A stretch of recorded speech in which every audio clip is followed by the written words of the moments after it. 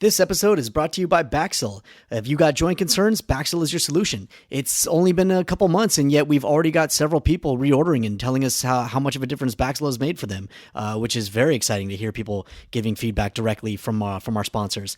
For anyone that doesn't know, Baxil is vegan, non-GMO hyaluronan, which is found in high concentration in synovial fluid, where it acts as a lubricant for smooth, fluid joint movement.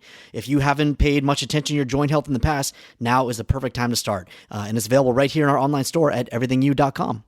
We are also sponsored by Amino Complete Rx. As anyone who has been a longtime listener of the show can tell you, it's my quote-unquote favorite product. If you're trying to get back in shape, Amino Complete Rx is no joke. Take it at bedtime on an empty stomach to assist the body in its recovery process to help you build lean muscle mass as part of an exercise routine or just a busy lifestyle. Stimulant-free, non-habit-forming, sugar-free, carbohydrate-free. Start taking care of yourself and get things back on track. You can get Amino Complete right here in our online store at everythingyou.com.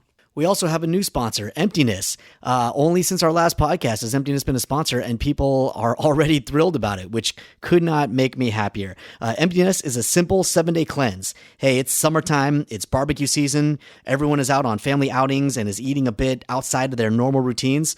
We could all stand a good body cleanse. Emptiness is a fermented food-based digestive aid based on ancient traditional Korean formulations. By cleaning out the excess material in our digestive tracts, our bodies can more optimally absorb all the benefits of the nutrients in the food we eat. It's not a laxative. It's non-habit forming. It's just a simple and effective 7-day cleanse. So start over again with Emptiness. I'm so glad that people are digging it. It's a perfect way to kickstart any routine. Look for it in the online store here at everythingyou.com. And for anyone that's new to our podcast, welcome, and be sure to subscribe to our membership program. It's only $1 a month. You can find it right there on our website on the Support Us page or the member page. It's $1 a month, which gives you access to all sorts of research data, prizes, special events, and most importantly, discounts on everything in our online store. Once you become a member, you'll see all the prices on our website change. And for members, the prices on our products, especially for our sponsors, are the same or cheaper than Amazon. So really, there's no excuse. Members know things like Baxil, our prices are always going to be better than Amazon simply by being a member. And it's $1 a month. And it could not be any cheaper. And $1 a month, it keeps the sponsors supporting us so that we can keep supporting you, so that you can keep supporting us. Everybody wins. So again, be sure to sign up for membership. It's $12. It's only $1 a month. Or if you want to do the $10 a month, that's that's our family membership. Twice a year, you'll get gift bags full of prizes from our sponsors, all sorts of gifts and events. So it's really a way to help us keep creating good content, but most importantly, do it for selfish reasons. I cannot express more. Immediately, you'll get tons of discounts on everything in our online store at or better than Amazon. So with that, enjoy the episode. If you listen closely, you can hear the voices. I can hear them whisper their legacy to you. Go on, lean in. From somewhere deep inside the evergreen forests of the Pacific Northwest. Seattle! Everything you know is wrong. Wrong, sir. Wrong. With Jeremy Horn. You're an inhuman monster. I said good day. Yo, this episode is an absolute thrill. It's truly a phenomenal episode. We were back at the Treetop Tavern studio. So we're back in our home studios at the Treetop Tavern, and our guest could not have been more enthusiastic about the environment. Some people just plain get it, and we clicked. He recognized that we were doing something special, somewhere special, and we ended up having a phenomenal time. Just a great guest. Our guest is I should tell you who he is. Our guest is Chef Jeremy Bryant, who has been the head chef for the Seattle Mariners for the past 18 years and is a perfect embodiment of the classic notion of the American dream, where we're all told passion and hard work can open up worlds to you that you never knew were available to you. We hear it all the time, and it's dramatic and interesting and impressive when you see it happen. When you hear true stories of it happening. During that time, the last 18 years with the Mariners, Chef Bryant has seen dramatic changes to the All-American pastime. No smart of which is the massive change in priority and perception placed on the importance of proper nutrition for optimal performance, which is something that I have been practicing, lecturing on, and teaching on for about the same time, about 19 years. Yeah. Good God, I've gotten old. Wow, it's been 19 years. Good Lord. Anyway, he's during his work, he's also had a direct impact on some defining moments in the franchise's history through his relationships with the players, through his direct encounters and relationships. This interview was truly a fantastic experience. As we both recounted stories of our childhood heroes and what they've meant in our lives and how they've affected our own lives, directly and indirectly. And this was the second time I gave a guest on our show chills. So that is the new bar. I will not be satisfied until I give goosebumps to at least 1 out of every 4 guests. I think that's my current rate. It's 1 out of every 4. So this is one of them. So we had some exciting moments and an outstanding conversation. Love talking to this guy.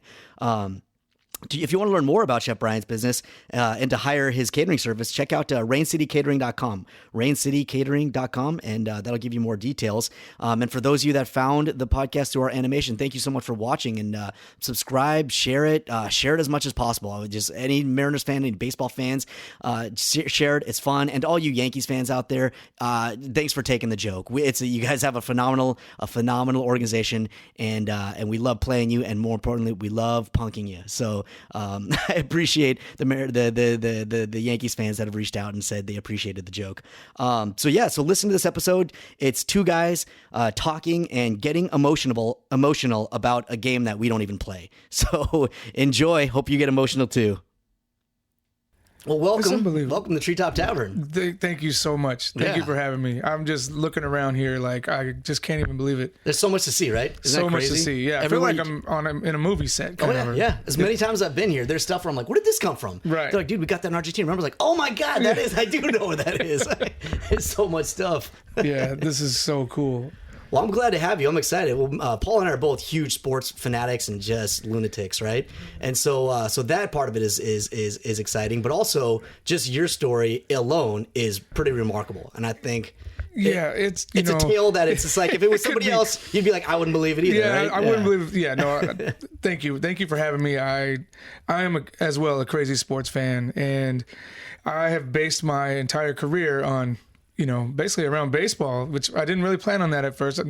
I've always been a Sonic fan first, and then a huge Seahawks fan since I was a little kid. I just found a picture the other day of me. I was like, I think sitting on Santa Claus' lap, 3 years old. I had a Seahawks jacket on, so letting everybody know I was representing really early, But letting the bandwagoners know. Yeah, exactly.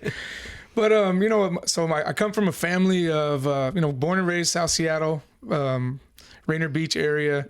My dad was a mechanic, and he asked me to come out and work in the garage with him one day, and I jacked up a car, and the car fell. And nobody got hurt. My dad, he like threw a screwdriver at me and said, you know what, get inside, and you can't fix anything, and go fix breakfast, So then I went in and made something to eat, and then I kind of started liking cooking, and then I got a job down at the Blue Max as a dishwasher. Kind of a lot of chef stories where they start as a dishwasher, move on to a prep cook, and then things go on, and then eventually I was Daniel's Broiler. I was the line cook there. And people started saying, "Hey man, you're pretty good at this," So I decided to go to chef school. Graduated in 1993, South Seattle, a really good culinary program there. And then I went to work for a really fancy catering business in town, and it was really cool because I was in at the beginning. It was Lowell Hunt Catering was the name. Russell Lowell, Jonathan Hunt, 2 amazing chefs that are still around doing amazing things right now. But so the 3 of us those 2 actually started the business, and I was basically their first employee, and we were cooking for all the big wigs in town. I mean, we ended up doing, Bill Gates, his housewarming party, and we're just doing really, really cool. Who does he play for? Bill Gates. Yeah, right. But what's interesting is where this whole story goes. It all comes back around to sports. So Jonathan Hunt, big sports fan, and he kept telling me about the Mariners, and at that time, Mariners weren't that big. Oh yeah. I wasn't really big into baseball. I was like, man, nobody watches the Mariners, and they my cousin Jerry, 93, 94 is before the before the crest. Yeah. Exactly. So then they talked me into going to a game in 94, 95. Yeah. And we, a bunch of chefs and all the restaurant guys got together. We all went to a game. It was the Big Hurt against, the big unit. And we made a huge, 30-foot sign. And we got on the Jumbotron, and it was just the best time. We ended up winning the game, and it was just a big deal. And I was like, man, I'll have to do this again. And then, Jerry Gibson, guy, a good friend of the family, almost like a cousin, he got me, started getting me going to the games. He worked with me. He was one of the waiters, and I was one of the chefs at the place. So after work every day, we'd go down to the Mariner games. And then 95 happened, and man, I absolutely got hooked. And you would have thought, I was the biggest Mariner fan. And 95 is pure magic. Pure magic. I can't think about it without trying to cry. No, I'm telling you, I remember it so clearly. So everything about it. And a lot of things happened, like, so we were catering. So get this, I'm catering a boat. Don James is on this boat. Ooh. And we're going to the Husky game. We're making a nice lunch, and the Huskies play, and we go. And the game ends, and the Mariners were in the playoffs at that time, and it's the game. Gosh, it's gonna leave my mind right now, but it was the game when we were losing by 5 points to the Yankees, and Jerry and I had already planned on just going to get scalper tickets. As we're driving across I-90 towards the Kingdom, I think somebody gets a hit, or it might have been Edgar. I can't remember, but I just remember by the time we got down there, bases were loaded. We bought outfield tickets for like $30. Bases are loaded. We get up, and the whole stadium, 65,000 people are going, Edgar. And as soon as we walked in, he cracks that grand salami. And it just changed my life, man. That was that game where he scored like 7 runs, right? Yeah. God, so you caught that, Well, he hit the ball, and I like to go back to the highlights, because as soon as he hit it, when they show the view of where the ball landed, I could see myself I hopped over the railing, which I'm not very athletic, but I was so excited. And I ran about, 50 feet, and I reached out for the ball. And I was one of the closest people to the ball, but the ball never, it didn't go into the stands. It went behind. But anyway, long story short, that's when I was beyond hooked as a Mariner fan. Yep. And then, so then as time goes on, then at Lowell Hunt, they hired this guy, good friend of mine named Rodney Lane is his name. And he said, hey man, I have a cousin who works down in the clubhouse. And if you ever want to come and meet some of these players. And I was like, are you kidding me? I get to go meet Edgar and Griffey and everything. So Rodney takes me down to a game, and Michael Spears, his name is Jam, this guy, really awesome guy who used to work for the Mariners. We get it all set up to where we get to go in to the locker room like after a game. And you gotta understand, man, I'm absolutely freaking out at this time. And so we end up getting, there's a lot more to the story. I can bore you with all the details, but we end up getting in to a game after, like probably, the game wasn't quite over yet. So what happened is we get inside, and I'm in the clubhouse, and you got to imagine this, there's security and everything, but if somebody lets you in, then you're in. Mm-hmm.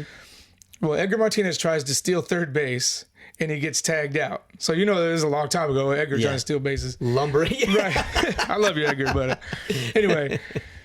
So he gets tagged out. He walks off the TV screen and then into the room, and he sits right next to me on the couch. And just imagine, I am freaking out. Yeah. I've never had that experience where this is my hero, and now he's right next to me. And I'm sitting on the couch, and I'm like, oh my gosh, what's happening? And anyway, he looks over and he's like, hello, I'm Edgar. Nice to meet you. And we're talking. Well, the security guys look at me and they're like, oh, he's talking to Edgar, so he must be cool. Must be cool, yeah. So I was not, at that point on, Edgar didn't even know it, but he helped me get the green light to stay in the clubhouse. Yeah.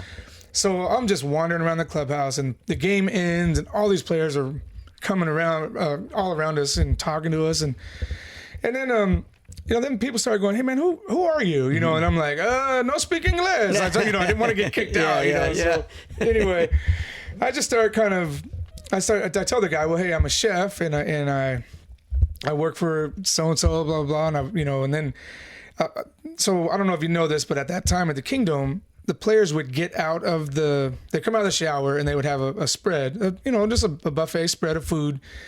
And no offense to whoever was doing the food, but there was no facility there. So it was literally just put out on a table and it would sit there for a long time. And, I'm sure they were getting different food from different places, but I was like in the height of my chef career. I just did a dinner for Bill Gates, and I was like, this is unacceptable for you. Yes, I was like, and so all I kept thinking was, oh my gosh, my heroes they're eating this food. I gotta. They're eating these Costco deli plates. Yeah, Come on. Exactly. Yeah. So I was like, I could do better than this, and I could do better than this, like right now. Right. So I started asking the guy, Scott Gilbert. I started asking him, hey man, could I'd love to cook for the team. And he was like, who are you? And how'd you get in here? And then, I pretty much got kicked out after that point. Yeah. But what I did do is I remembered what was going on. So Rodney and I would go back down and we would bring food to the players, and we kept bugging the guy. Yeah. And between Rodney's connection with Michael Spears and with me wanting to be down there and the Mariners just being awesome, and then, we would do these awesome caterings. Bringing food down. Would you bring different dishes? We would like do an event, and I'd make a plate up and I'd bring it down and stand outside with the fans and be like, hey, try my food, and the players are looking at, I think about it now and I'm like, what an idiot, but the players. That's the beauty of it, though. Yeah, you don't know any better. I would have been like, who's this crazy guy? Right? Yeah. But I was just so jacked up to want to cook for these guys. So pretty much every opportunity you had, you'd cook a dish and bring it down, whatever you guys made. Right? Yeah. And we did it a few times, and then finally Scott Gilbert, he said, look, if you guys leave me alone, just quit bugging me about it. He said, when the season ends on this last day of the season, I want to say, gosh, in 1997. I believe it was because, we kind of established a relationship. And so 1997, we did the last game of at the Kingdom. Yeah. And he let us come in, and Rodney and I, we didn't have any money. We didn't have, we just we borrowed some things from, from our catering business, and we borrowed the van, and we put our money together and bought a bunch of groceries, and we made this spectacular dinner. We went all out. I mean, we were doing bacon wrap, filet mignon, and we did we did an ice carving. We had flowers on the table. Man, it was just like they were not used to that. Like a King's buffet. Right. Yeah. And what happened was, Scotty, the players were coming up to him like, hey man, thank you for splurging, and then he was getting good gratuities, and the players were like high-fiving him. So then I think it all kind of, the light bulb came on. We're like, man, maybe we should feed these guys a little better, So anyway, did you have that discussion with them? Did you kind of hint at that, or we were just hinting it? You think about it kind of later. You were showing that, like, look, we can feed these guys. So much better, right? Yeah. Exactly. So then, and these are their we see them as superstar athletes. They're employees. Like any business, if your top 3 employees aren't functioning at optimum, the whole business operation suffers. And it's funny because like, Dave Valley tells me stories of like they would get in trouble if they were eating like at practice and stuff, and you're like, man, what? Yeah, you need it's that just, fuel. The things have changed so far. So but anyway, long story short, Scotty calls me 2 days before they're gonna open Safeco Field, and he goes, hey man, I'm still looking for a cook down here, and I would love for you guys to come back and give it a shot. And that was 1999. Was it July 15th? I believe was the date, opening day. Yeah. And here we are, 2016. I'm still doing it, man. Well, so he said basically we haven't filled that role. We haven't filled that role, right. And I got to get some food to these guys. And he said, just come on down. And he hired Rodney and I to do the post game meal, just as a trial. Just as a trial, exactly. Right. But then this is the funny part. It's almost like you can't duplicate what you did before, or you know what I mean. It's weird psychology. I'm trying to get into his mind. It is. It is. The dinner that we did before was it went really good. So he knew that we could cook. Right. And he knew the guys liked it. And he goes, well, I still got to find somebody. I'll try this guy. He did that one dinner, and we'll see how it goes. Well, so he hired us, and we got past the first week. Guys were liking the food, and the budget was very small back then. Yeah. I mean, we were.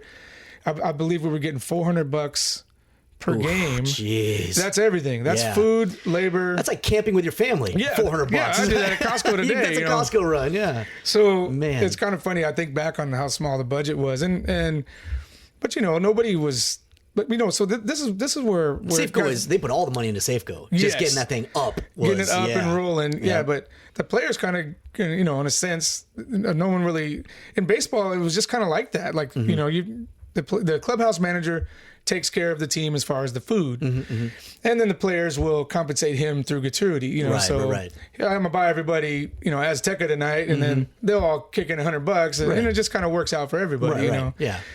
Well, so...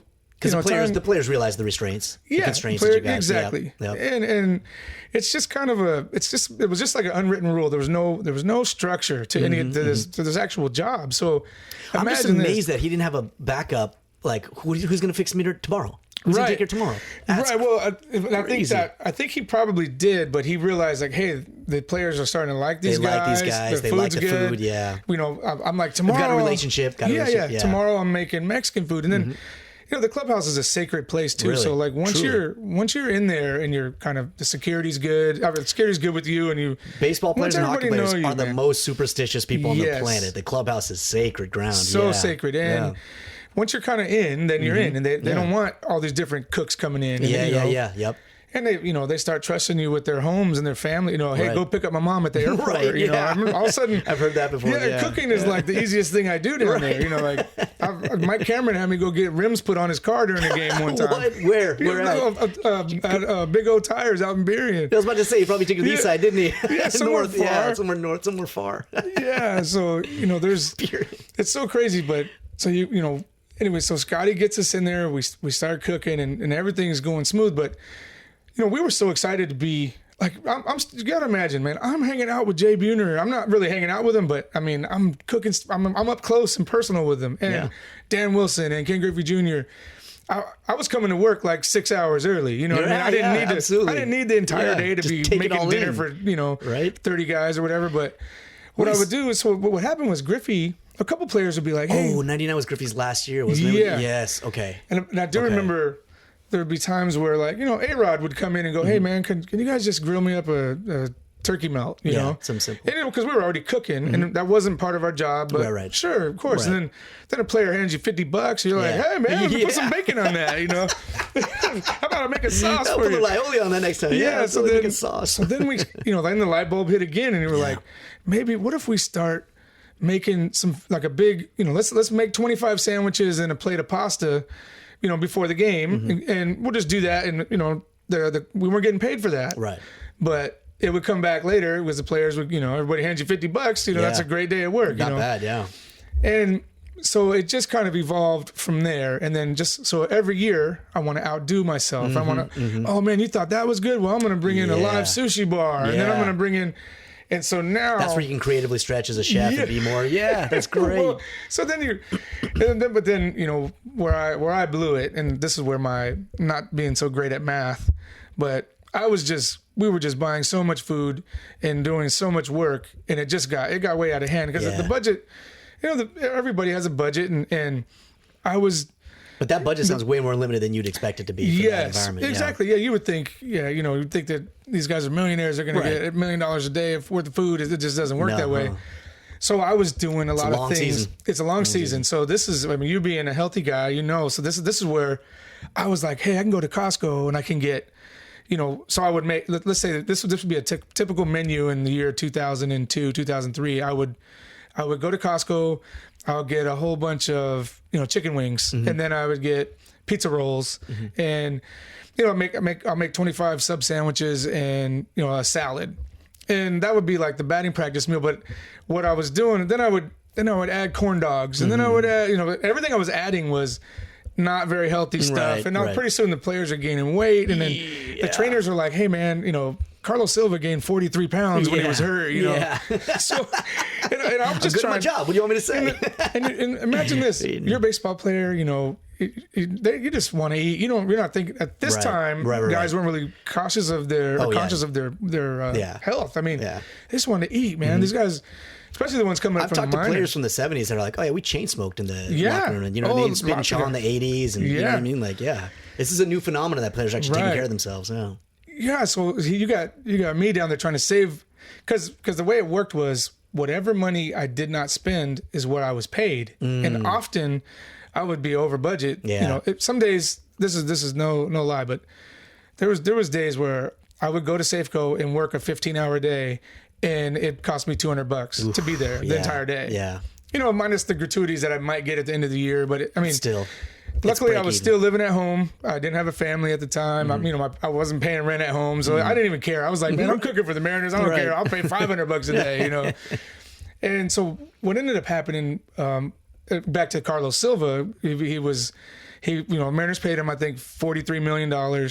He got hurt after the first month, and that guy could put away the food, man. I'm telling you.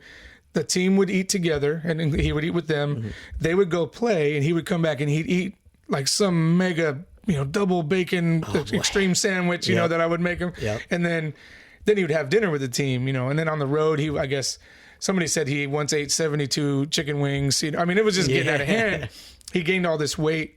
So then the Mariners were like, all right, we got to figure the food situation's out of control. Chef Jay, you do a great job, but all the players are getting fat and, it's getting sluggish and, the team wasn't doing good. So you're like, man, is it my fault? I'm starting to feel guilty. And I'm like, I'm just trying to make everybody happy. I didn't want to get in trouble. But it's like parenting, you know the good thing, and you know the thing that'll make them happy. Right. You got to find that balance. Exactly. You got to find the balance. And it doesn't help that I love food myself. And there's this funny story about Richie Sexton. He was always kind of teasing me about being overweight. And I was like, man, if I got, $100 million, I would be skinny too. I'd have a gym and a trainer. A nutritionist. And yeah. So he's like, so is it money that motivates you? And I said, yeah, I think it is money. And I said, put some money up and I bet you I could lose some weight too. And so he said, I'll give you $5,000 if you could lose 50 pounds. Ooh. And I'll tell you, it's the hardest thing I ever did in my life, but that was opening day, and I was eating like salad with lemon, and then I would run the stairs during the game. I was working so hard. Plus cooking. Yeah, plus cooking. So then I lost 58 pounds that season. Woo.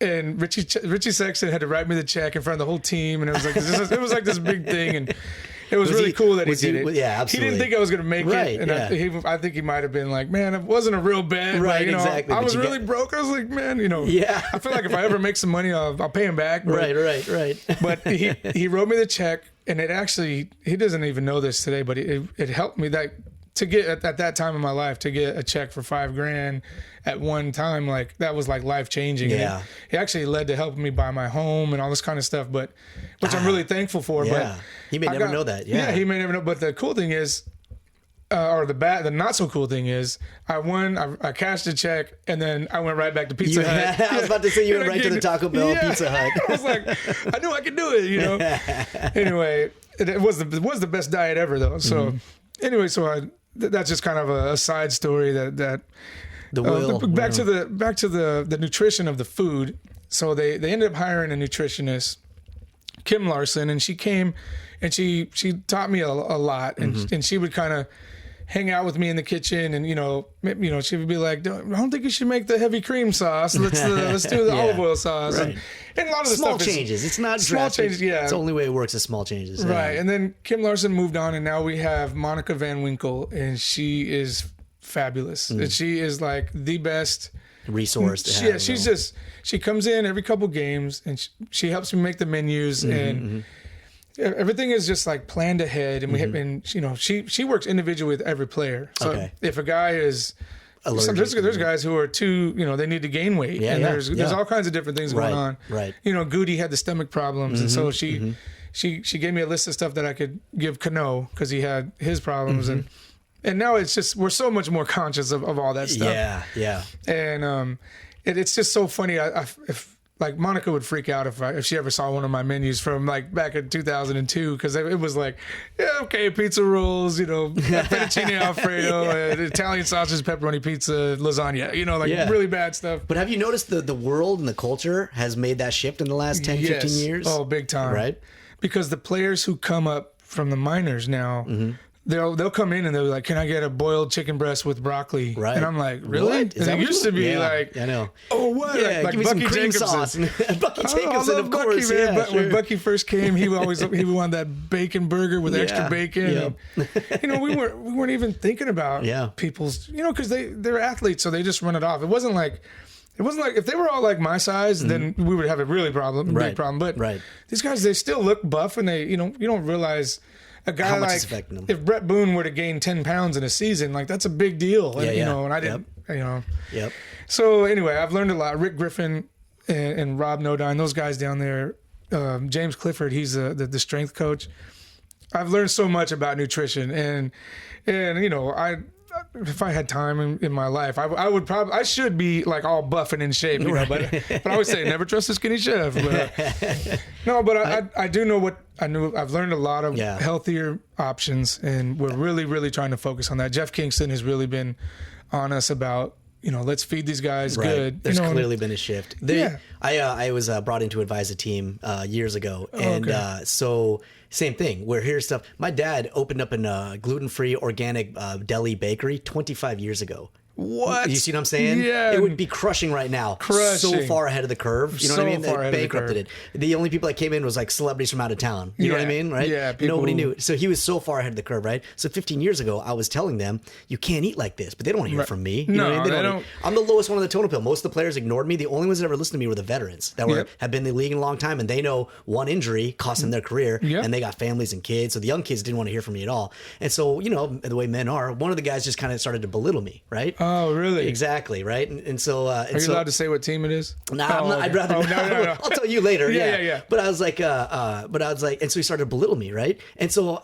And I feel like I'm in the locker room and I'm like, well, the veterans are on my side. I don't want to take this from this guy, right? So now I'm like, I'm also a man, right? So the male ego part of me immediately started punking him. And you don't... these are huge guys. I'm not a big dude at all, right? So the fact that I'm punking him, all the veterans are like, you better take your lumps because he's giving it to you. And basically he was like, I'm the third fastest player in the league. You know what I mean? And I was just like, sure, right? But I was like, but I've seen the way you eat. Right? And I was like, that's you're not going to stay that way. Yeah, I was brought in by your bosses to make sure you stay 2% body fat. You know what I mean? To stay. I've seen what you eat in the parking lot by yourself with your giant 32 ounce. And I'm calling him out and everyone's like, keep going. And he was like, I'm the fast. I was like, yeah, you're the fastest player. Like, how's your lateral strength? You know what I mean? How's your lateral movement? How's your core? How do you torque? How about your feet? What about your feet, foot strength? Right? I go, anybody know what fantasy sports is? And everyone starts laughing because I'm clearly being a jerk. Right? I was like, there's not a person in this country that has you starting on their fantasy team. You're a flex option at best. That's man talk. That's ugly. Yeah. And the dude wanted to kill me, clearly, and he's a mutt, right? But I'm like, you know what? I'm getting paid by your bosses, and I'm tired of getting talked down to. You know what I mean? I was like, you're never going to see me again. I'm going to go right back to Seattle, and we're never going to talk again, so I don't care about your silly little feelings. I'm trying to help your career, and you don't want it, so screw you, right? Right. The veterans love me. It's like, you stay around us for the next couple of days just in case he wants to jump you in the parking lot. 2 days later, he came back to me and was like, had to talk with my wife. You know what I mean? Yeah. And he's like, exactly. He was like, she didn't know I was sneaking off in the parking lot eating fast food. Yeah. And I was like, you were hiding that from me, and I'm trying to help you, right? Yeah. Could not have been cooler after that. It took him 2 days to sizzle down to make sure I didn't get killed. You know what I mean? But that's why I was like, you think I'm doing this for you? I'm trying to help you out, right? So they didn't know. Now, like you said, I've seen the same thing in my profession where people are now coming to me, where I'm no longer saying, here's this, and this. People are like, you know, I just read this. I'm like, oh, thank God. That's make my conversation so much easier. It makes everything so much easier. Right. It's out there now, you know. Well, everybody's eating or trying to eat healthier, and there's it's still just going to be some creative license. Are there certain players that have certain things that like is there players that are like, I want arugula with fern twigs of, you know what I mean? I want Cascadian grown pheasant from, you know what I mean? You know what? Luckily, the baseball players, for the most part, I haven't had too many like that. Because I'm that type of eater, so I'm not talking down about that. No. I'm curious. I want to know who's like that. Yeah, but where like all the eggs are, cage free. Yep. No, for the most part, I've only had like 2 or 3 guys that were pretty picky about everything. Sean Figgins was just, and not in a healthy way. He was just picky. Yeah. I mean, he would have me cook his scrambled eggs for like 30 minutes. I mean, they were like, they looked like popcorn. It was just my God, really? Cook it a little bit more. And, you get that kind of stuff. But for the most part, there's not too many really serious foodies in there where. Interesting. I figured there'd be at least one kind of. Not yet. Let me take that back. Casper Wells, he was. Do you have almond milk, or do you have gluten-free this? And then I'm a bigger Casper Wells fan now. right. That's great. Raul Ibanez is gluten-free. Yeah, love Raul. And he, it really helped his career. Sure. It was mid-40s. He looks fantastic when he was back in Philly and came back here. Yeah. So, and he was a team leader. So the year that he went gluten-free, a bunch of other players did too. And just from a chef's perspective, when you're so you're setting your ways and you're doing all this stuff, and you're like, oh God, I got to do this whole dinner now without gluten. Right. And so it really made my job harder. I almost needed to hire another chef. Yeah. But at the same, we got it down. And then poor Raul, he would just get chicken breast all the time, because it was just easy. Yeah. And my roommates from college in Philly. So when they traded him to Philly, they're like, just to tell us about Raul Benyes. I'm like, how dare you? My heart is in half right now. You jerks have no idea what you got. You guys got our jewel. Love that guy. He is one of my favorite people. I can imagine. Yeah, yes, I love that guy. I was telling you about my son earlier, who he's into music. Well, it all comes back from Raul. Raul would sit in my kitchen, and I'll show you a video I have on my phone. Really? He would sit in my kitchen every day, him and Dave Hansen, and they would just practice the guitar. And Raul is a really good guitar player. Dave Hansen, who was an ex-Mariner, became a coach. He now coaches with Anaheim. He taught Raul how to play the guitar. And then those guys just got me. I would just sit there, I'd be cooking, and I'd watch them play, and they were just both so good. And Dave Hansen plays with Pearl Jam a lot. Like, they're all friends, man. Yeah. And it just kept going and going anyway. But it sparked that love for him. Yeah, it sparked that love. And amazing. I'm like, you know what? I want to learn how to play the guitar. So those two guys bought me a guitar. It was the coolest thing ever because I was all emotional. And then like the next day, Eddie Vedder walks into my kitchen, and I'm like, oh man, you got to sign my guitar, So here I am, this beginning guitar player guy. I can't even play, Happy Birthday or nothing. And Eddie Vedder signs my guitar, which hilarious. I'm not worthy, Yeah. Eddie Vedder's like, why don't you try lifting your shoulder a little bit? Exactly. So I don't deserve this, right, Eddie. And I'll never forget when I went to take my first guitar lesson. My guitar teacher was like, "Are you kidding me? Like that is an autographed guitar from Eddie Vedder, and you're using it?" I'm like, "That's my only guitar." Using it. Yeah. You didn't hang that up, put it in a glass case. One. Yeah. So now it goes on to my son, my son's big into music, and he's been doing all these contests and all this stuff. He sings, plays the piano, everything. And I was like, you should learn the guitar. And so he's like, I don't want to go. He ends up coming to my guitar teacher, and he learned a song like in 10 minutes. And my guitar teacher's like, you know what? Why don't we teach your son? We'll put you on the back burner for a while. Yeah, he's got the knack. Right. Yeah. And it all started with Raul. And so that's now, amazing. So Benny, my son, will play songs and we'll text him to Raul. And it's just kind of cool. He plays for Seeger and, Oh, really? Yeah, he'll make a song up and play it for him. That's cool. Very cool. So there's just one thing about it, like the clubhouse. The coolest part about my job is you get to become friends and up close and personal with, I remember when Raul got called up. I mean, he was just like, and now he's retired and he's still, and he's just been, he's a part of my life in a sense. You get to be friends with these guys, man, and these guys are still my heroes. And it's just, how about Edgar Martinez being back in the clubhouse all the time? Oh, I know. It's the greatest thing ever. And what's interesting is Edgar. When they brought him as a batting coach, I was like, yeah, of course. Of course. Right? What took so long, right? Yeah. Michael Jordan's going to come in and work on your jump shot. Yes, right. Absolutely. As long as it takes. And Edgar's such a quiet, humble person. Yep. And like, I'll do something really silly. Like, I'll get the old tape from 1995 of when he hit the double or, Yep. And he'll walk in and I'll play that tape or something. Or guys like Seager, they were really young, man, and I forget that. But Seager would say, tell me about when Edgar did this, and I'm like, man, I was at the game. I bought a scalper ticket, Exactly. So it's just so much excitement around baseball, and I get to work and be around all these guys all the time. Right. It's just like the best job in the world. I went to college on the East Coast, and all my roommates and friends were all from New York and Boston. And people from New York and Boston don't know that there's anywhere else in the world. Really? They have no idea what Hong Kong is. They have no idea that there's only two places. Right there. There's only two places in the world that exist are New York and Boston. Right? Wow. And so Edgar Martinez, for every New York fan of that generation, Edgar Martinez puts the fear of God into them. Really? Yeah. During that 1995 Plant Series, he scored 10 runs on his own. Just him. No, I didn't think about that, man. And so they have this weird respect. So whenever, of course, we talk smack. We're guys. Yeah. So in college, we'd be watching games together. And as soon as Edgar would come up, they'd be like, boo. As soon as Edgar come up, they all go silent. Oh, terrified of Edgar. They don't even want to. Yeah. And I've talked to dudes our age of that generation, and I discuss Edgar, and they're like, go blank for a bit. They're like, what do you know about Edgar? He terrified them. It was the same way we're like Mariano. Nobody, and that's something in New York. We're used to like aggressive New York fans, very respectful for Edgar. Right. They're like, dude, you guys are bums. You guys will lose. You don't even have any championships. What about Edgar?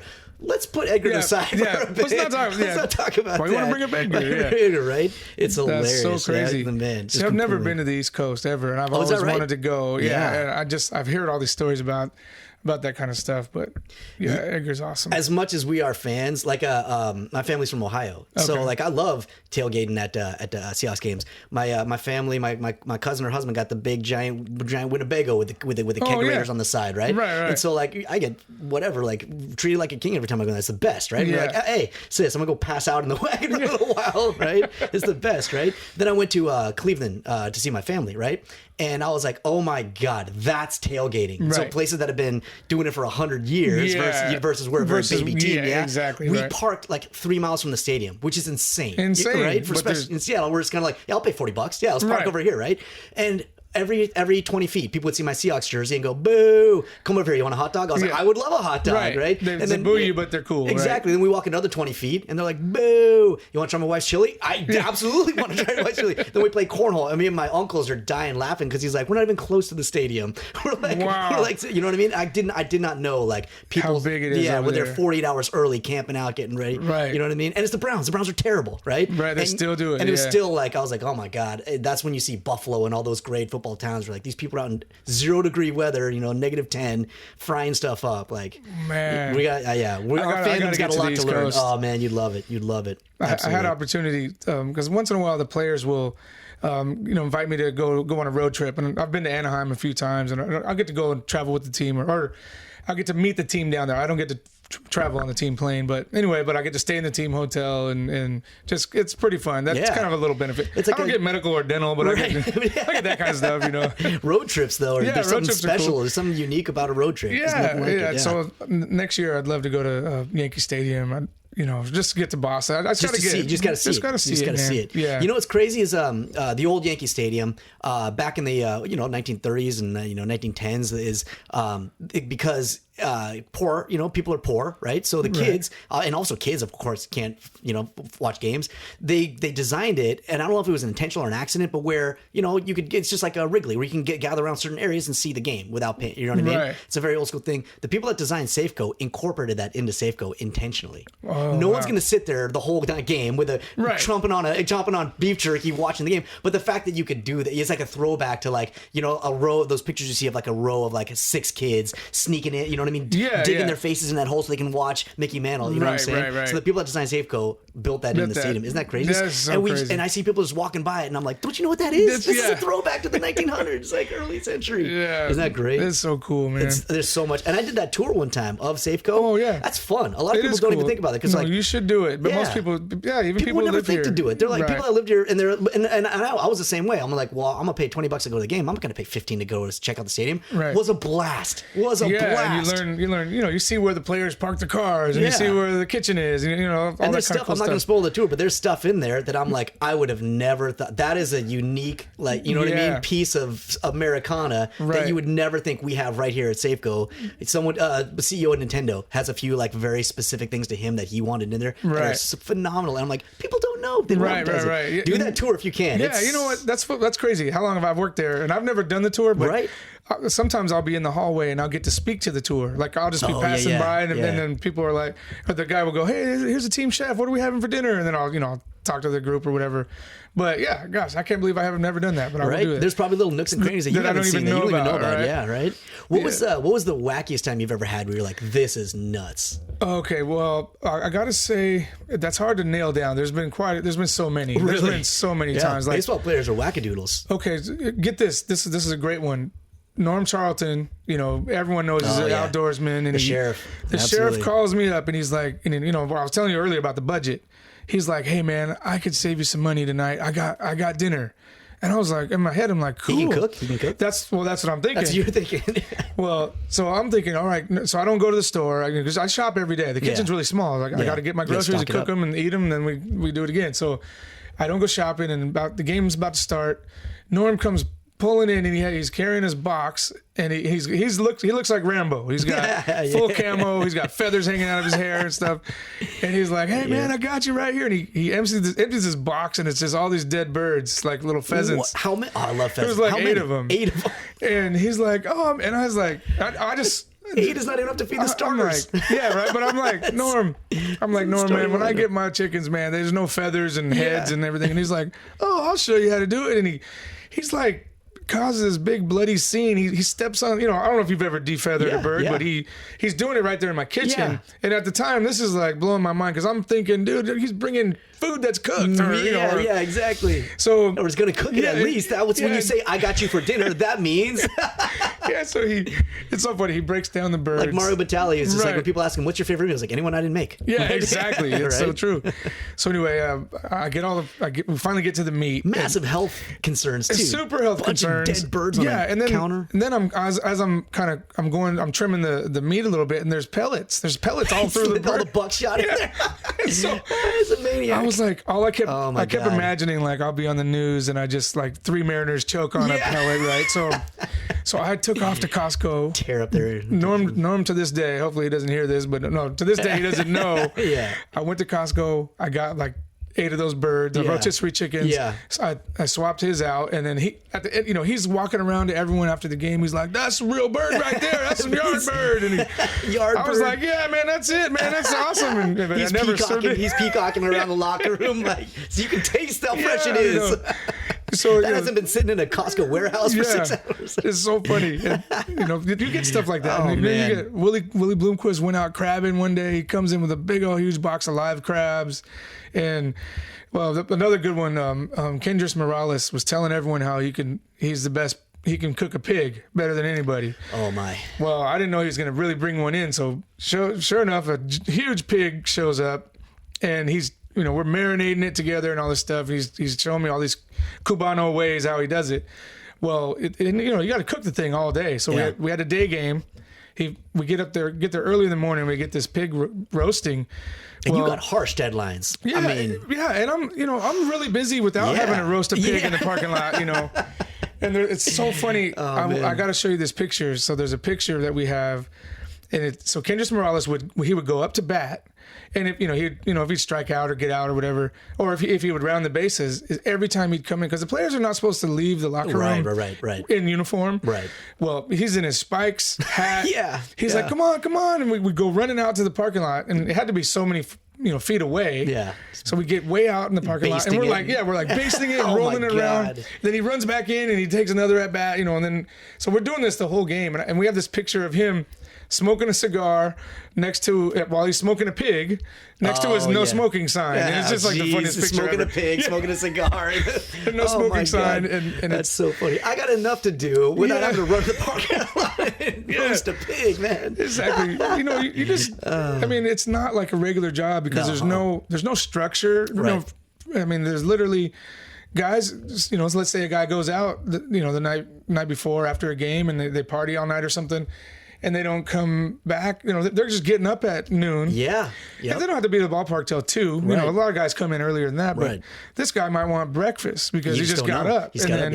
But then he came in with a guy who's been up for it and he wants, teriyaki or you got to be able to make a whole bunch of different things at any time. And that's crazy. I think people would never imagine that. They would think it's like a outdoor camp where it's like lunch is here, these are here. Yeah, it's not like that at all. It's like a frat house where you're like, Robinson Cano has his things that he eats, and Robinson Cano loves before the game. A couple hours before the game, he likes to have a handful of Captain Crunch. Mm-hmm. He loves it. Yeah. And, I can't remember all this stuff all the time. Right. Especially as I've gotten older. And you get Fruit Loops, and you're like, what is this crap? You know what I mean? And I'm like... But it's also, baseballers are so superstitious. So superstitious. That's like Marshawn Skittles. Like, exactly. Marshawn knows it's not full of magic. He's like, no, this is my goat power. This is psychological, makes me happy. You wouldn't believe it, man. There's been... And like, I hear him go, "Yeah, to me. Where's my Captain Crunch?" And I was like... I'm like, "Oh, it's being delivered. It'll be here in 10 minutes." And I tell my guys in the kitchen, "I'll be back." And I take off up to the Beacon Hill Red Apple Market. I get a box of Captain Crunch. Seriously, it's literally like a reality show. Because one time, Mark McLemore, he loved old-fashioned donuts. That was his thing before a day game.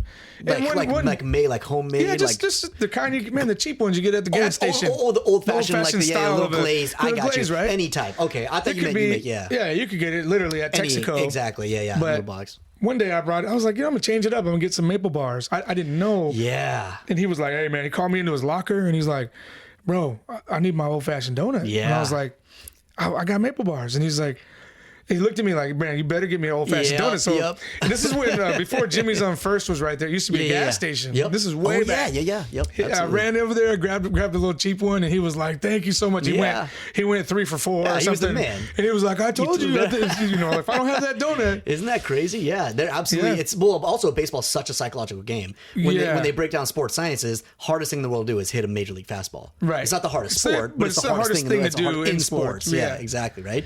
Whereas to me, any slap shot on hockey to me would be mind-numbing. I know. I'd take my chance against a heater than any snapshot from any distance in hockey. Hockey players are nuts. I know you know Rick Riz. I don't know if you ever got to talk to Dave Henderson, but he, Hendu is one of the best guys, and rest in peace, Hendu. Yeah.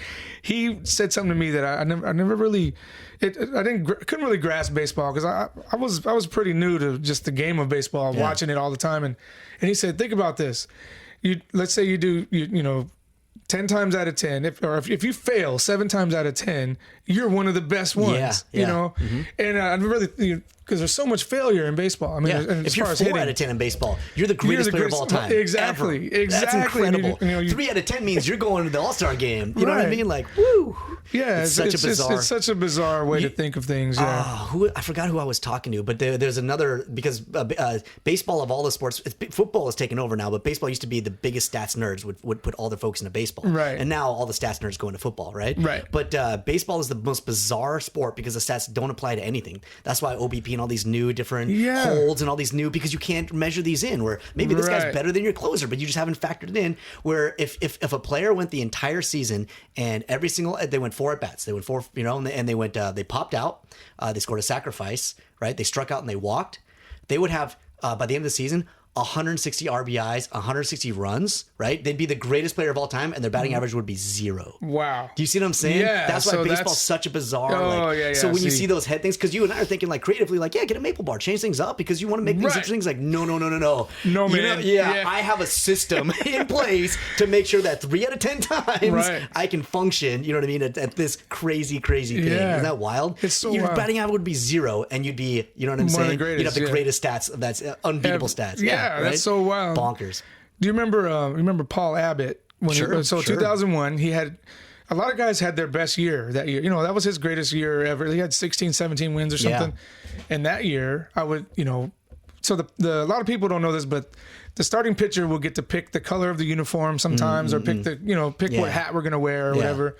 And I would let the starting pitcher pick the dinner. And Paul Abbott loved salmon. And he had to have salmon on the days that he pitched, and especially that year, 2001. And I didn't realize it, like he would have salmon, I just kind of got lucky that in the 2 or 3 starts that he had in a row. And when I didn't have salmon, he's like, Jay, what's up, man? I got to have my salmon. When I pitch here, I have salmon. And I was like, I'm so sorry, man. I took off to the store, get him some salmon. He goes 6, 7 innings and we won the game. And he's like, I told you, I got to have my salmon. So I started believing that, it's true. Absolutely. So then, how about this story with Mike Cameron? So, the cool part is when a player's not playing for the day, they often sit in the kitchen or in the lounge, or they'll come and hang out with us or whatever. Well, Mike Cameron, remember the 16, or it was actually 19 inning game that we had against Boston, and Lupinell had given Mike Cameron the day off, and Cameron's in it. He's like literally in his underwear, hanging out in the kitchen with me, and we're just talking. We're not even watching the game. We're just, and then one of the coaches comes back. He's like, "Hey Cam, you better get dressed because we're starting to lose players because we're going to so many innings." Yeah, that's right. And I'm like, Cam, man, my food is dying here. My food is already 5-6 innings older than it should have been. Yeah. Prime ribs overcooked, and I said, Cam. I just being funny. I grabbed him. I said, "Man, go out there and hit a home run and win this game." Let's end this. And sure enough, he goes out. He hits a home run. After having the entire day off, not even warming up or anything.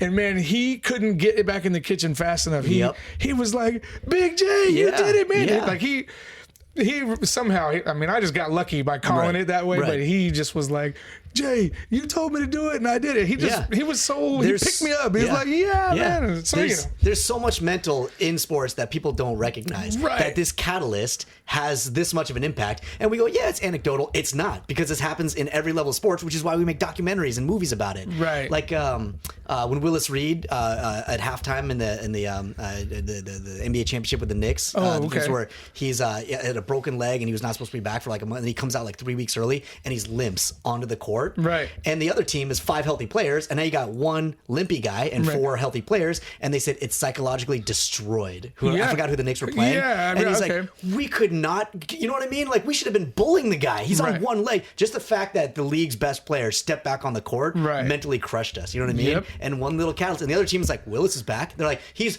10% of the player that is. Doesn't matter. Look, pops in town. You know what I mean? Yep. It makes that much of a critical difference. Isn't that crazy? It's so crazy. I'm sure it had to have been in his head. Yeah. It had to have been in his head. Be like, let's, you know what I mean? Let's just do it. Get it over. I'm like, man, you got to save loose. Dinner is what I told him. Right? You got to save dinner.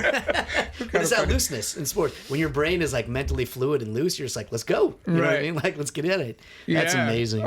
There's moments like that, you know, I mean, I haven't made a ton of money that are so unique and just imagine just being the biggest Mariner fan in the world, and I'm already just blessed that I get to even know these guys, and then I get to share these moments. Like, a really cool moment for me. I mean, I'm still a huge Ken Griffey Jr. fan, and I would never tell Ken Griffey Jr. that just because I know him now, and I would like never let him know. But still, when I cook for him, I'm like, oh my god, I just cooked for Ken Griffey Jr. You know, I'm glad he knows when he came back. I'm glad he knows what Seattle thinks of him. Yeah, because he figures there's maybe some bad blood. There's zero. Yeah. Every person of every age is just kind of like, Griffey's the guy. Yeah, you know, of all sports, of everything in Seattle, he's the guy. He was the guy.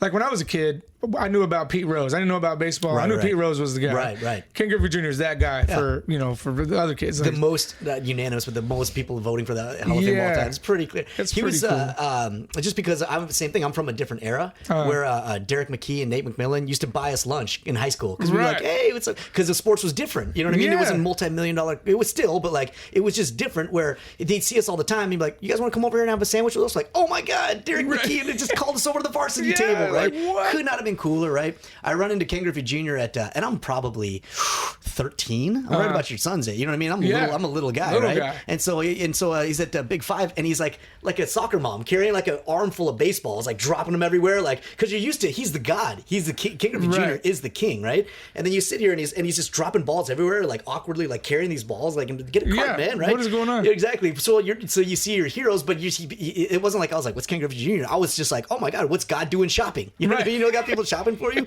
And so because I'm a young kid, I'm just like enthralled in all. And he's just kind of looking, and he sees me looking at him, right?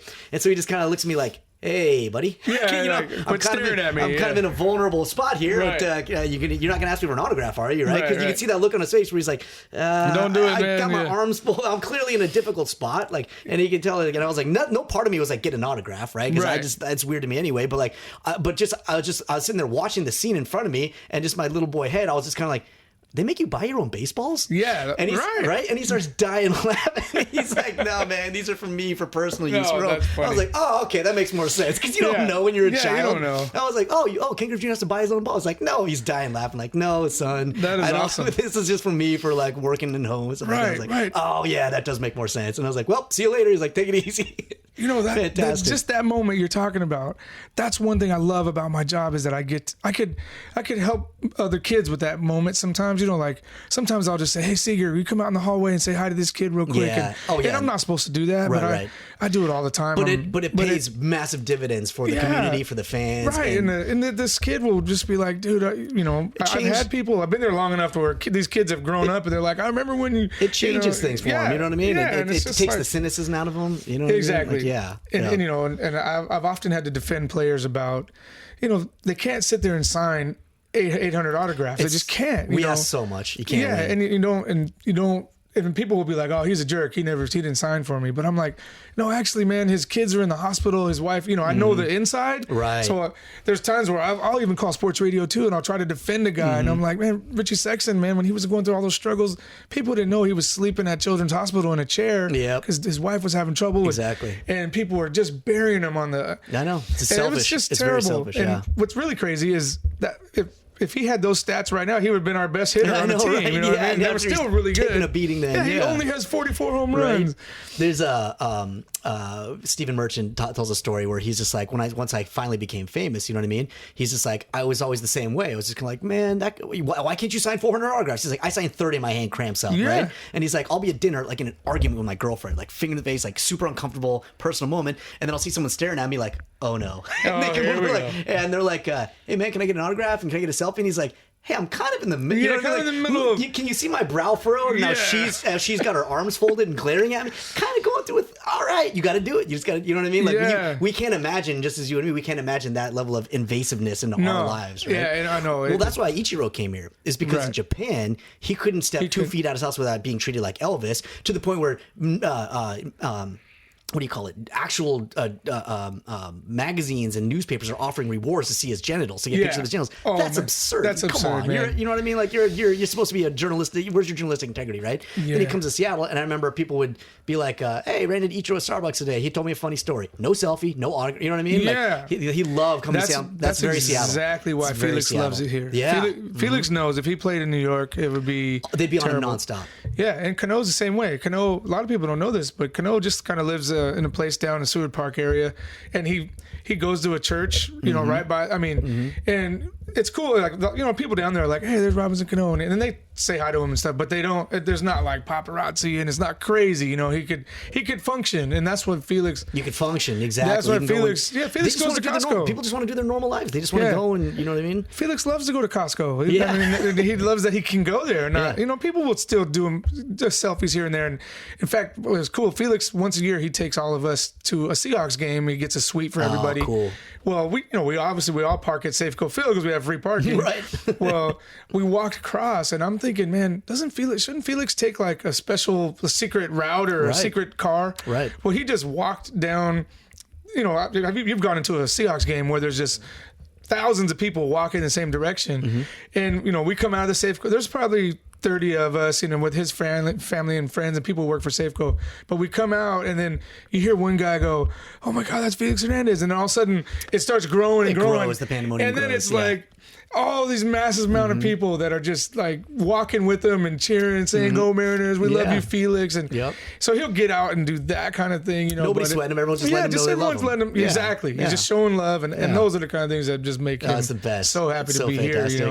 You know, He's one of the best, man. Absolutely love that guy. That's amazing, yeah. Well, because you know I do comedy. There's a famous story where Chris Rock can't go to any comedy club and not be Chris Rock. Right? Oh, okay. And so he's aware of that, and he wants to foster young talent. So they said he shows up in like a hood, like a Jedi, right? Oh, like okay. you know what I mean? Like, and so it's just kind of like he goes through the kitchen, not through the door. He goes out of his way to not so that whoever's on stage, at whatever level, could be a national headliner, could be a young, you know what I mean, feature, a young kid opener, who knows? Whoever's on stage doesn't go like, oh crap. You know what I mean? Chris Rock's here, and that affects their entire. You know what I mean? That's really cool of him. You know, super cool, right? But they said what's uncanny is that he'll show up as just a nondescript dude in a sweatshirt, you know what I mean, or a hat and glasses, just kind of down, sit in his chair, and they said within 3 seconds, everybody in the place knows Chris Rock's in the room. Right. They said there's something about, you know what I mean? There's certain people, there's something around that they're like, nobody said, oh look, it's Chris Rock. Just people you're just kind of like, haha. Is that Chris Rock? Oh my, you know what I mean? He was sitting by me the whole time. And within seconds, though, they said he just sat down. He could not have been more nondescript. Doesn't matter. You know what I mean? People are like, you just sense Chris Rock's in the room. Isn't that crazy? Awesome. And said, we're in a dark nightclub, and every single time people pick him out and they're like, I'm pretty sure that's Chris Rock. Pretty sure. In that dark corner with no lights, just snuck into that chair. Still think this. I love hearing that kind of stuff. Right? That's really cool. You know, that's another fun thing I got to do down there is like Adrian Beltre, one of the greatest players. One of the greatest people. I mean, the guy is great. He always wondered what it would be like to sit in the stands. You know, excuse me. And then so one day. The coach had to go for some reason, a wedding or something, and because they're not supposed to leave the clubhouse, especially during the game, especially you know he was for some reason he wasn't playing. That's so weird to think about though. Like you don't get to see your imagine you know their whole life they've been on a baseball field, but they've never been in the stands. Yeah, it's like a lot of actors that I know that are like oh my god, episode. I was like, oh, I've never watched that show. That's for 17 seasons. It made you a multi-millionaire. It's like, but I've lived that. You know what I mean? Like, this is funny. Yeah, it's like going to work every day. It's like going to work every day, right? Yeah. So anyway, one time we put a hat on him and a funny little kind of a wig with glasses, and he went out and we sat in center field for just a couple innings, and he thought it was so fun because he was heckling. We were close to the left fielder. Or right fielder. Anyway, we were out there, and it was heckling. He knew the guy on the other team. I don't remember who it was, but he was yelling at him in Spanish and yelling stuff that was very personal. Only he would know. Only Beltray would know. And the guy's looking back, and he didn't know it was Beltray, and he's looking at him. That's hilarious. Because he knows he's supposed to be in the other dugout. Oh my God, that's phenomenal. Just things like JJ Putz did it one time too. Crazy. Out in the bullpen, he put a wig on, and we're out in the bullpen just hanging out. And I remember one guy's yelling like, out the guy's home address, like, yeah. Who is this? I remember this fan is going, man, that's JJ Putz. And I was like, I'm looking at him like, oh boy. And like cover's blown. I'm giving JJ the signal. Like, because once everyone starts coming, then then they're going to get selfies and everything. But right. There's just so many fun things. It just came and went. Yeah, exactly. Yeah, that's hilarious. There's so many cool things like that, man, that you just... There's just so many cool moments. When Edgar played his last game and they had the big ceremony, and Edgar had no idea they were going to name the street after him. Oh, he didn't? And he also didn't know about the award, the Edgar Martinez Award, right? That's huge, yeah. And this is one of my favorite moments at Safeco. The lights are off, everybody's going home, where the day's over, and Edgar he still can't grasp everything that's happening, and he's like rubbing his head, and he's walking around, and he's looking at me, and he just starts crying, man. And he's like, and it was like such an emotional moment because he's like been my favorite player since forever. I was gonna ask you that. Yeah, it's gotta be. It's gotta be. Oh, dude. Yeah. And he kind of just. It's kind of like this bromance moment. It's kind of weird, but if somebody walked in at that time, it'd be really awkward. But we just hugged, man. We just hit it up. We hugged it out, and I was like, man, Edgar, everybody loves you, and it would have been anybody who was there. It wasn't any reason it was me. I just got lucky and happened to be there still. Yep. But that moment at that time, I was like, man, Edgar, dude, you are so amazing, and he finally was kind of taking it all in. He knows that everybody loves him, and he's so humble. He will still introduce himself as like you don't know who he is. Like you're like, dude, you're Edgar. That's why we love you. I know. I took a girl to a game one time, and she knew nothing about sports. She's just a typical girl that's just like, I'll be honest with you, I don't really want to go to Mirror's game. I know nothing about. So I'm like, that's fine. In fact, I like the fact you know nothing about sports. I just want you to enjoy the environment. It's an outdoor, beautiful day in Seattle. Just enjoy what baseball is. You know what I mean? Like, picture yourself 100 years ago. There's no good jumbotron. Just enjoy this moment. You know what I mean? Right. So she was like, all right, if you want to go, we'll go. Okay. And so she has no idea. I'm not trying to explain the rules. I'm just kind of, as certain things happen, I'm just kind of coaching her along just so she can follow the game. And we're down by, it was Edgar's last season. We're down by two runners on base, and Edgar comes up, and the whole stadium, they show the Superman signal, and the Superman theme song, dun, dun, dun, dun. And it's like some people are standing up, and then everyone starts standing up, and then everyone starts. And she's just growing. And so she has no idea who Edgar is. She has no idea what this moment means. She has no idea what's going on, right? But she told me later in the car, she was just like, my skin crawled. I could feel the back of my neck. She's like, I don't know what's happening, but something special is going on. You know what I mean? You just gave me goosebumps. Right? That's a great story, man. And Edgar did what he does: hit a double. Hit a double, scores 2 runs, and she's just like, whatever happened was magical. It was magical, And the fact that you got that in 95 and just felt that tidal wave of magic. Yeah, I mean, here we are, man. 17, 18 years later. 17 years, man. I know, right? Yeah. I want my family and I want my kids to experience that, so bad that I want to be part of the Mariners. I want to just witness it. I mean, I don't even care about. I mean, it used to be like I want to win the World Series. But that would be great. Don't get me wrong. Yeah. But I just want, because look what happened to the Seahawks. I mean, people were, the Seahawks weren't good for a long time, and then they started getting better, and then they win the Super Bowl, and now everybody's a Seahawks fan. Yeah. There's grandmas that never even heard of the Seahawks that are all Seahawks fans. I told Paul this the other day. I am sick and tired of talking about the Seahawks. I'm completely done. And the reason why is that because I'm like you. I'm a lunatic, right? And I realized, oh my God, I got arrested at the playoffs last year. No way. Yeah, exactly. And I was like, that's awesome. I was like, I'm taking this way too seriously because I was there at Westfield in 2005, our first trip to the Super Bowl, and I'm crying. I'm man. you know what I mean? I'm crying my eyes out. I'm out in the streets being like, what's going on? Nobody the streets were empty of Seattle. Do you see what I'm saying? No. So when I see this pandemonium, I'm happy, I'm thrilled about it, but I'm like, where were you people in 2005? Yeah. You know what I mean? Because it was about 60,000 of us. That's it. 55,000. That's it. You That's know what I mean? it. Whereas like I thought people would be pouring out of bars and this. Nothing. And I was like, that's so crazy. And that was almost a bigger moment for me in 2005 Right. than it was. You know what I mean? I'm so with you. So I've had my tickets since remember when they switched over to the Husky Stadium for a while? Oh yeah. So we've had our tickets. We're in section 122. And same thing was we used to have this, we call it the fan van. It had hydraulics on it. It had Seahawks stuff all over there and everything, and just an amazing, cool thing. And we drove around the city looking for exactly where you're looking. I'm like, where is it? We made it to the Super Bowl. Like such a big deal. Where is the hub? Where's the excitement? Where are the people waving flags? Yeah, I drove to sports radio. I drove. Did you leave the studios at Clear Channel? Nice. Yes, and gosh, I can't remember. I think it was Seth Everett who was the DJ at the time, and he was like, "Okay, we got a couple guys outside the stadium or outside the studio," but I just was like, "Where? Shouldn't there be 300 of us?" That's exactly what I was thinking. People just didn't grasp it, but I'm with you on now. It's ridiculous how many Seahawks fans are, but I just want that to happen with the Mariners. I mean, I think it's due. I think because we way due. Because baseball players too, you get to know them more on a person. There's so many more games. Right. You get to know you get to know what they look like. Right. You get to, a lot of football players you wouldn't even know most of them, the big ones, Sherman and stuff. But anyway. There was something about, I don't know what it was, but there was something about 95 that felt more unique and ours than the Super Bowl. I'm absolutely, I can die now. I got, you know what I mean? I'm as a Seattle, born and britised Seattleite, I got my championship, right? But that 95 season, there's just something that like permeated all of Seattle and life, because we were going to lose them. Right. That's we were going to lose them. They were going to go to Florida, right? They were going to everything. So many things. Yeah. I mean, and we came back from being, we were down 5-game series. We were down 0-2, and the first 2 games we should have won. I mean, there's so many elements. Stories. There was so much on Griffey the line. was hurt. Griffey got hurt. He crashed into the wall. Yep. I mean, there's just, and you can't, like, even guys like Seager, there's guys like Seager who were big Ken Griffey Jr. fans, but they didn't live here. They didn't experience that whole night. I've heard multiple players go, like the Mariners will be playing a highlight from 95. They'll go, man, give it a break. Let it go. 95 is in the past.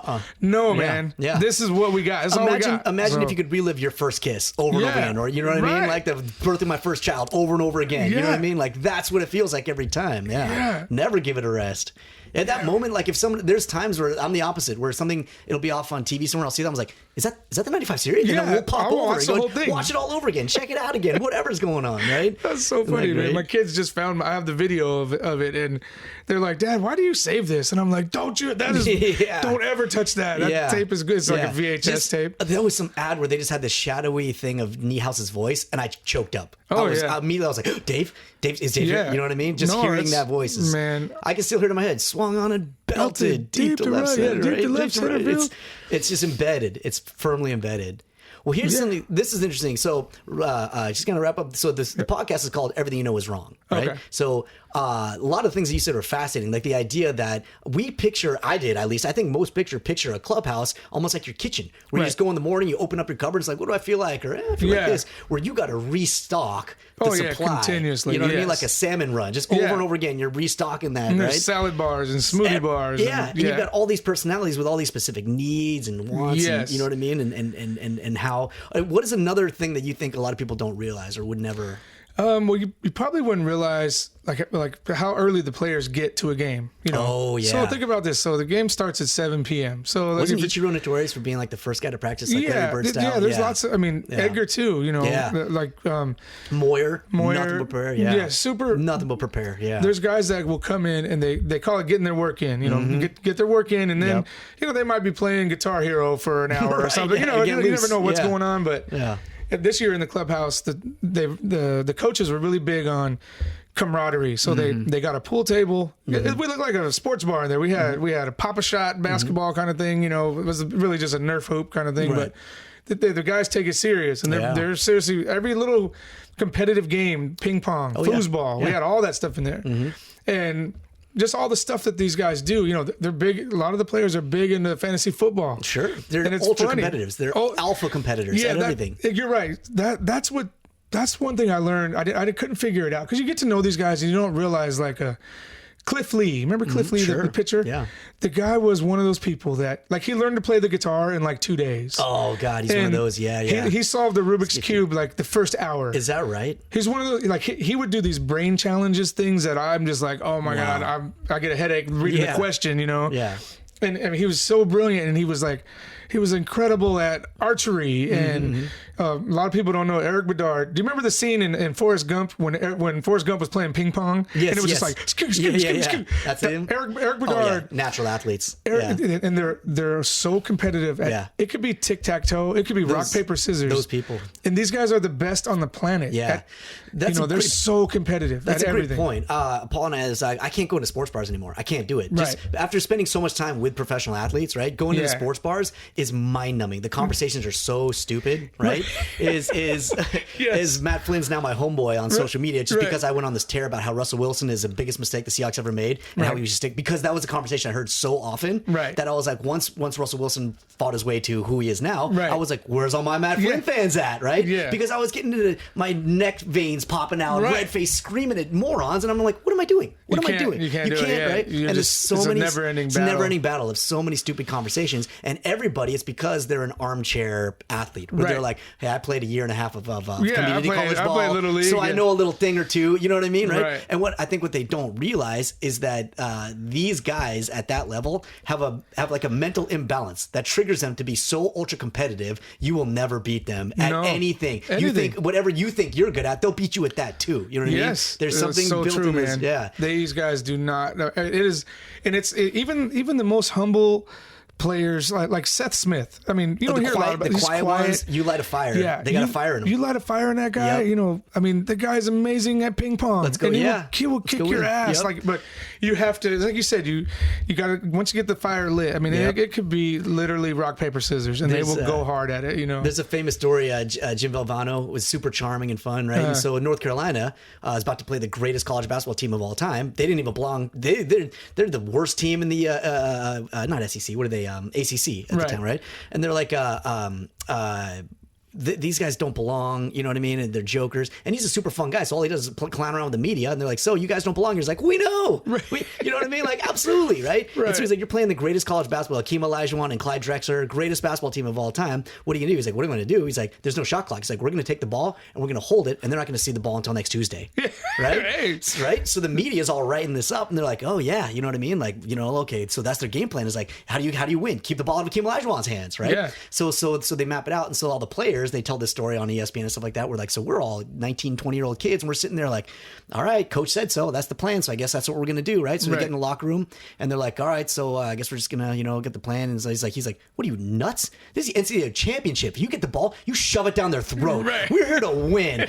We conquered, you know what I mean? Yeah. Every team in our division, we won our championship. Do you feel like you're the best team in the nation? Yes, sir. Yeah. Well, you better go and play like that. Olajuwon's up there, good. Take it at him. You know what I mean? Like, Clyde's in him, get to the perimeter, take out Clyde. You get the ball any chance, you run through a brick wall, and you put the ball right in the hole, right? And they're like, oh, he said, we were ready to run through a war at that point. You know what I mean? That Like, is that awesome. clicked on that thing, and it clicked in all the warrior mentalities of all those guys. Like, you get out there and you play. And they go out there and smash them in the mouth. You know what I mean? Wow, Right? man, that's so cool, Isn't man. that crazy? It's This is so real quick. crazy. Is another one that famous story that Michael Jordan. I've never been a Jordan fan, right? Right. He's the most incredibly competitive person on the planet. There's no denying that's it, right? true, yeah. And so the Bulls, like you're saying, you do these camaraderie things. So the Bulls would do these birthday parties at people's, or not, team building parties at people's house in the off season, where the kids are playing in the pool and this and that. It's a big get together, right? It's a little get together. So B.J. Armstrong gets a little ping pong table, and Michael Jordan's like, "What's this?" He's like, "It's ping pong. You've never seen ping pong?" He's like, "Nah." And so he's just like, "How do you play?" And he shows him, and all the kids are like smacking around Michael Jordan, right? And he's furious. And they're like, "Dude, Mike, it's kids. Come on, dude. Settle Yeah, down. slow down. Come on, man, settle down, right?" And he's just like furious that these kids are just, you know what I mean? And he's super competitive, like, tone it down. They're children. They're just playing for fun, right?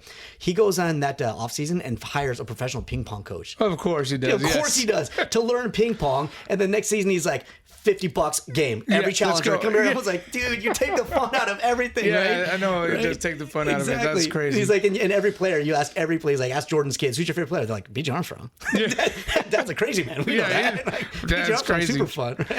That's Well, so I just fun. think it's so exciting that you get to be around that level of fun and greatness and creativity, and you get to see what really special things that kind of drive and how what really kind of character it takes to be at that level. You know what I mean? Right. Yeah. And you know, just being there for so long, it's different for different guys, but it's definitely one thing I do know that these guys, they to get to this level, you have got to have been the best of the best, almost in every level. Yeah, you know, from Pee Wee on. Yeah, like Gil Mesh told me a story that he threw like 4 no-hitters in Little League. You know, he threw, his dad was the coach, and his dad was a tough coach, and he's like, he threw 4 no-hitters in a row or something. Yeah. It's some crazy stat, But that makes you be like, well, I guess I better throw 5 at the next level. You know what I mean? It's never enough. And that's how they be. And you know, some players have told me, teach your kids to hit both right-handed and left-handed, because the guys who can do that, think how amazing that is. Yeah. And we had that pitcher this year who could throw both ways.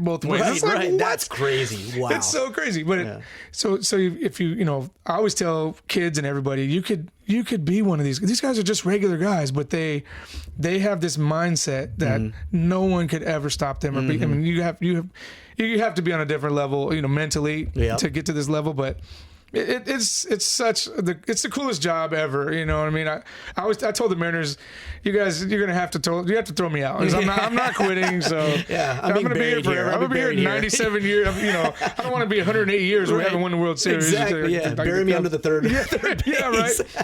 I love being a part of Safeco and part of just. Every day I get so excited to go to work and work in a really hot, tiny little kitchen for 17 hours, you know, but it's so fun because there's players and you know, one day Joe Montana knocked on my door at the kitchen. You know, you just don't know who's going to show up. Right, exactly. Joe Montana wants a sandwich. Yeah, that's exactly what it was. Right. He wanted us. He goes, hey, that's amazing. Well, I'll never forget, Matt Hasselback knocked on my door and was like, hey, do you know anywhere I can get some food around here? And I was like, you've got to be kidding me right now. You're in the Mariner kitchen, you know.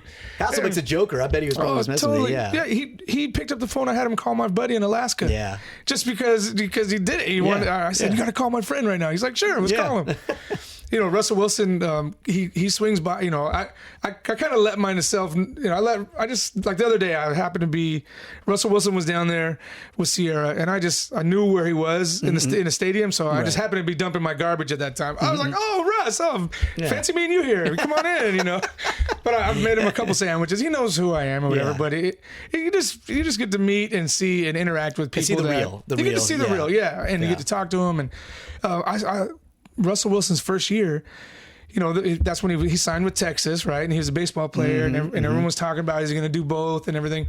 Well, he came down to throw out the first pitch, and he was cruising around by the locker room, and he goes, man, I'd love to try the batting cage out. And I heard him say it. He wasn't talking to me. And I said, hey, well, my key works to the batting cage. Let's go down. And I brought him down there, and then all of a sudden I had one of the guys fire up the cage, and Russell Wilson's taking batting practice. Yeah.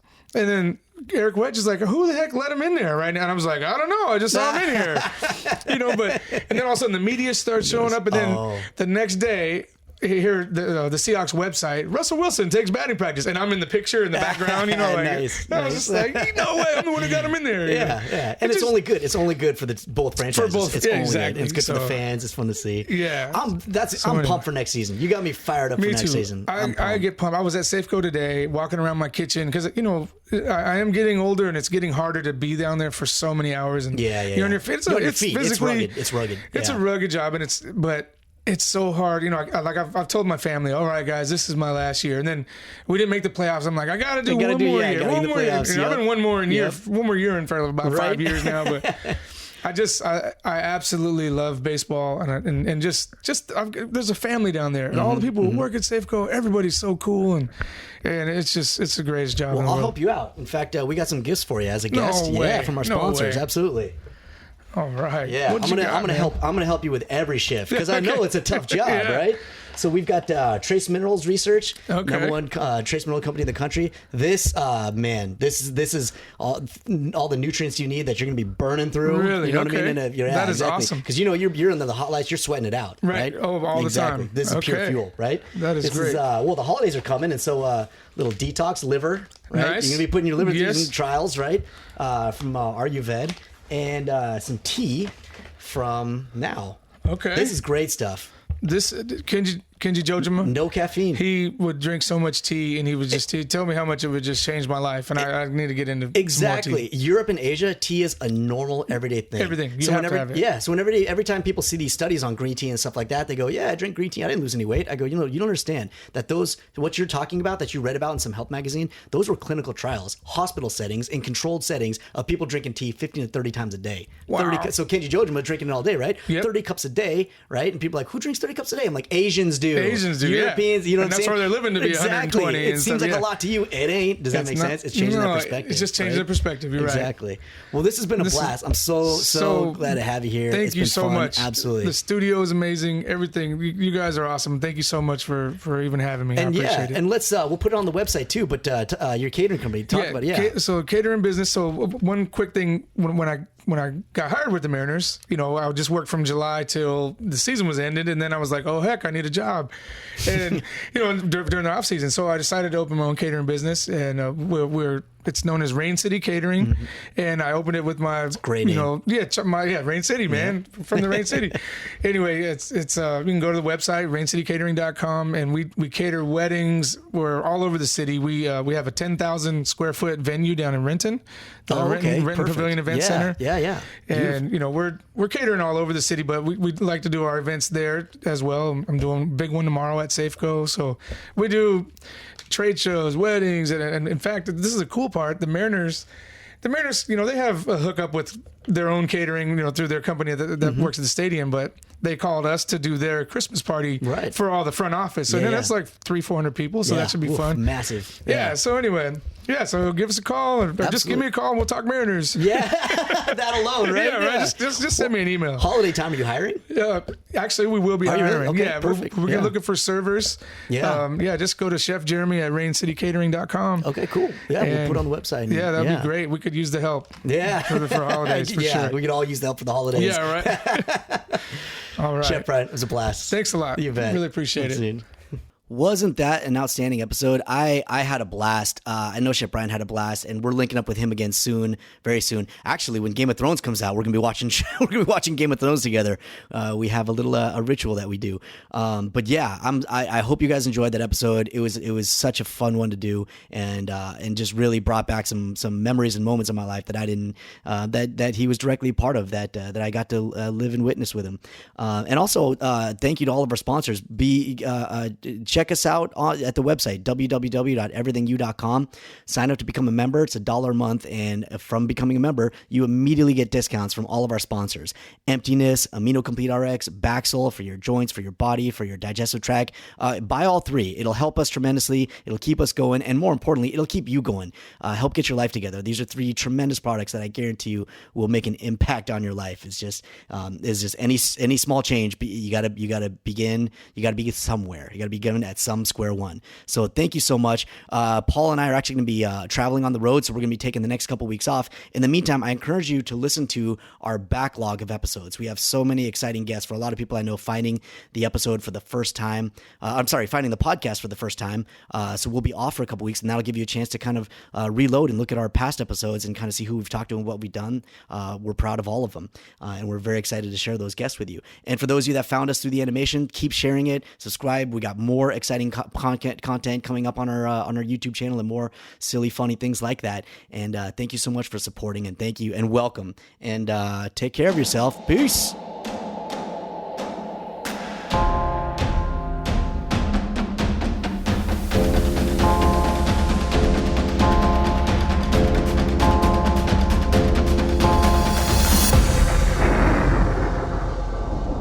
Everything You Know Is Wrong should be listened to for entertainment purposes only. Although some guests on the show are medical doctors, most are not, and the host is barely even a person.